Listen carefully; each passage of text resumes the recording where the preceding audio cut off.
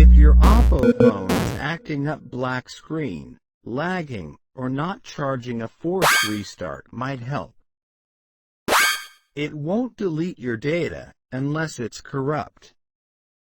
Just unplug the charger. Hold the power and volume up buttons for 8 seconds till it restarts. Remove the case to avoid button issues. If it doesn't work, charge for 30 minutes before trying again.